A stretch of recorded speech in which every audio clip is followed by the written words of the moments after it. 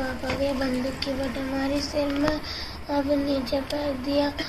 अरे मामा नीचे क्या बोला?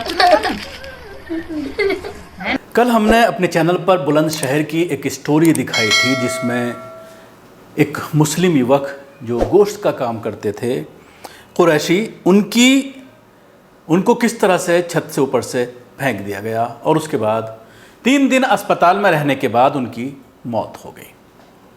इस पूरे मामले में जो बच्चों के दर्दनाक वीडियो आ रहे हैं, छोटे छोटे बच्चे हैं जिन्होंने अपने सामने पुलिस की बर्बरता देखी है, जिन्होंने ये देखा है कि किस तरह से उनके पापा के साथ बदतमीज़ी की गई, उनके साथ पिटाई की गई, मिसबिहेव किया गया, बच्चे रोते रहे, बिलबिलाते रहे, चिल्लाते रहे, लेकिन पुलिसकर्मियों ने ना बच्चों के ऊपर रहम खाया, ना उन्हें यह दिखाई दिया कि अगर हम इसको छत से फेंक देते हैं तो उसकी मौत हो जाएगी और उसके बाद छोटे छोटे बच्चे किस तरह से अपना गुजारा करेंगे।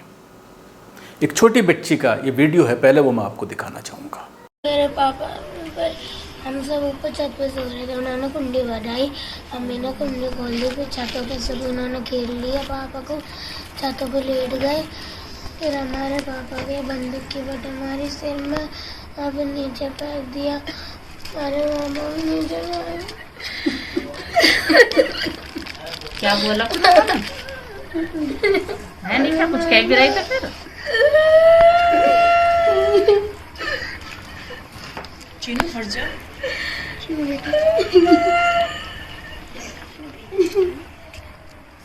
तो ये अकील कुरैशी की छोटी बेटी है जो मासूम है बेचारी, ज़्यादा बोल भी नहीं पा रही है। थोड़ा बहुत बोलने के बाद इसकी आवाज़ भर्रा जाती है और रोने लगती है। कोई भी बच्चों वाला होगा तो इन वीडियो को देख करके उसको रोना आ जाएगा।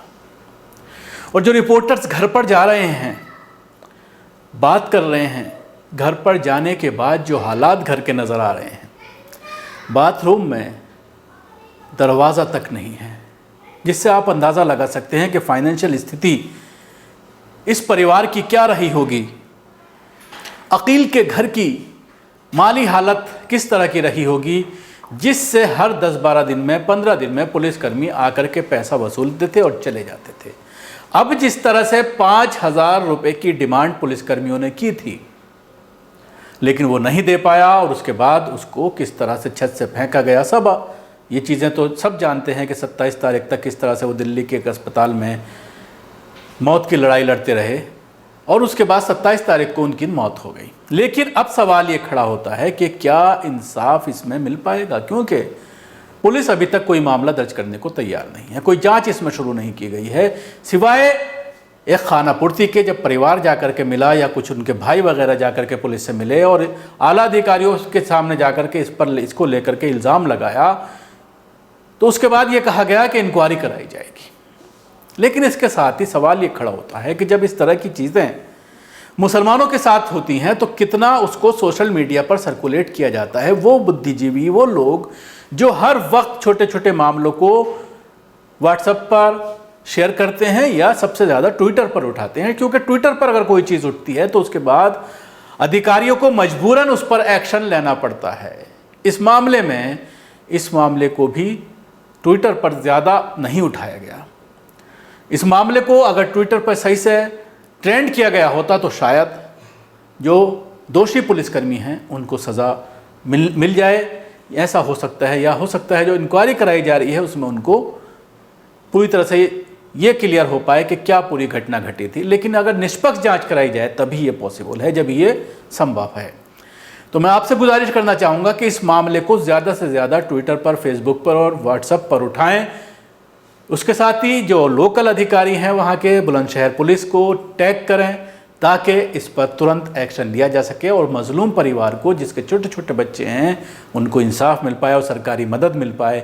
सरकारी मदद के साथ साथ आम लोगों को भी आगे आने की ज़रूरत है। जिस तरह की माली हालत इस परिवार की है, सबको आगे आकर के इन बच्चों का ख़ास तौर से तालीम का इंतज़ाम करना चाहिए लोगों को, और उसके साथ ही खाने पीने का जो माशी एतबार से कोशिश की जाए कि उसकी पत्नी के लिए कोई कारोबार वगैरह सेटअप किया जाए ताकि वो ज़िंदगी भर किसी के सामने हाथ ना फैला पाए और अपने बच्चों का जो है वो पेट पाल पाए, उनको पढ़ा पाए, उनको आगे बढ़ा पाए। तो इसलिए लोगों को, सेकुलर लोगों को, ऐसे लोगों को जो ये मानते हैं कि उनके ऊपर जुल्म हुआ है, छोटे छोटे बच्चे हैं, मासूम बच्चे हैं और वो रो रहे हैं, बिलख रहे हैं, बार बार अपने बाप को याद करके रो रहे हैं कि अब उनका भविष्य पूरी तरह से अंधकार में चला गया है। हम भी कोशिश करेंगे इस परिवार के घर तक जाने की, उनसे बात करने की और आप तक इस रिपोर्ट को पहुंचाएंगे कि अब क्या घर के हालात हैं। उसके साथ ही अकाउंट की कुछ डिटेल भी आप तक देना चाहेंगे ताकि अगर कोई डायरेक्ट इस परिवार की मदद करना चाहे तो वो इस परिवार को डायरेक्ट फाइनेंशियली मदद करके इस परिवार के ऊपर अपना हाथ रख सकता है, इनके सर पर आसरा बन सकता है। शुक्रिया। आपको हमारी कोशिश कैसी लगी ज़रूर बताएं। हमारे यूट्यूब चैनल को सब्सक्राइब करना ना भूलें, इसके साथ ही बेल आइकन ज़रूर दबाएं।